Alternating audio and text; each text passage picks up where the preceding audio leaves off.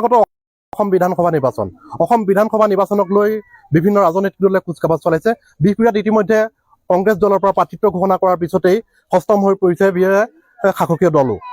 আমাৰ মাজত আমি বৰ্তমান উপস্থিত আছো বিহপুৰীয়া বিধানসভা সমষ্টিৰ ধলপুৰ গাঁও পঞ্চায়তৰ এটা এলেকাত।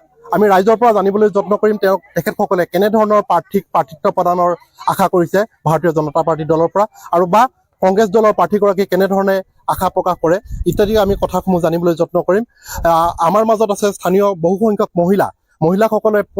মহিলা তথা আই মাতৃসকল উপস্থিত আছে।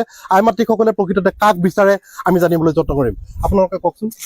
আমি এতিয়া বৰ্তমান আহি থকা আগন্তুক বিধানসভা ইলেকশ্যনত আমি ডক্টৰ অমিয় কুমাৰ ভূঞা ছাৰকে বিচাৰো। আমাক ভূপেন বৰাক নালাগে। অমিয় ভূঞাক কিয় বিচাৰে? আমাৰ তেওঁ 5 বছৰ দিনা আমাৰ যিখিনি কাৰ্যকৰ্তা কাম কৰি গৈছিল আমাৰ সমষ্টিৰ ভিতৰত তেওঁক আমি বহুতেই যিখিনি বিচাৰিছো সেইখিনি পাইছো। আজি অৰুণোদয় পাইছো, আজি আমি উদ্যমিতা আঁচনি পাইছো, আত্মনিৰ্ভৰ পাইছো, ঘৰ পাইছো, ৰাস্তা পদূলি পাইছো। সকলোখিনি আমি ডক্টৰ অমিয় কুমাৰ ভূঞাৰ পৰাই সহায় পাইছো।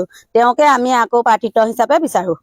স্থানীয় প্ৰাৰ্থীক প্ৰাৰ্থিত্ব প্ৰদানৰ একাংশই দাবী তুলিছে। তেনে ক্ষেত্ৰত অমিয় কুমাৰ ভূঞা যিহেতু ইয়াৰ নহয়, তথাপিও আপুনি অমিয় কুমাৰ ভূঞাক বিচাৰে? আমি তেওঁক বিচাৰি আহিছো মানে 5 বছৰ তেওঁ কাৰ্য কৰিয়ে আহিছে, আৰু 5 বছৰ আমি তেওঁক বিধায়ক হিচাপে বিচাৰো। আমাৰ সমাগম মহিলাৰ এতিয়া উপস্থিত হৈ আছে, তেওঁক বিচৰা সকলোৱে ভাল পায় কাৰণে তেওঁক এতিয়া বিধায়ক হিচাপে আকৌ পুনৰবাৰ বিচাৰিছে। হয়, স্থানীয় ৰাইজে একাংশ লোকে কিন্তু বৰ্তমানৰ বিধায়ক অমিয় কুমাৰ ভূঞাকে প্ৰাৰ্থিত্বৰ দাবী তুলিছে। আৰু আমাৰ মাজত আছে বহু সংখ্যক, আপোনালোকে দেখিবলৈ পাইছে বহু বৃদ্ধাও আমাৰ এই স্থানত সমবেত হৈছে। আপুনি কওকচোন, বহু দিনৰ পৰা ভোট দি আহিছে, আপোনালোকে কাক বিচাৰে?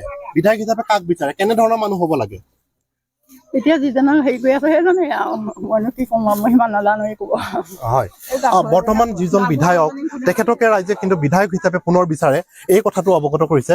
আৰু আমাৰ মাজত আছে বহু সংখ্যক লোকেই আছে, আমি তথাপিও তেওঁলোকৰ পৰা জানিব বিচাৰিম। কওকচোন, আপুনি নৱপ্ৰজন্মৰ এগৰাকী মহিলা হিচাপে কাক বিচাৰে? অমিয় কুমাৰ ভূঞাকে বিচাৰো। তেওঁ এজন বহুত সৰল মানুহ, গতিকে আমি তেওঁকে বিচাৰো।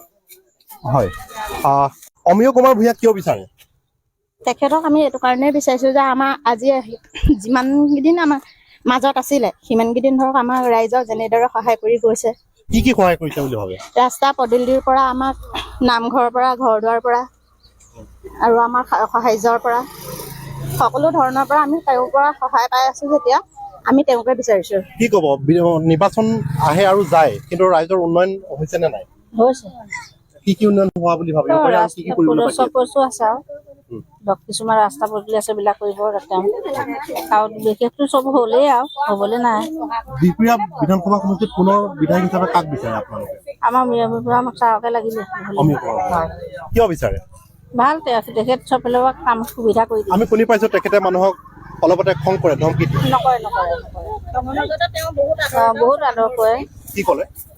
তেওঁ খঙৰ মাজতে মানুহৰ প্ৰতি বহুত আদৰো আছে, মৰমো আছে।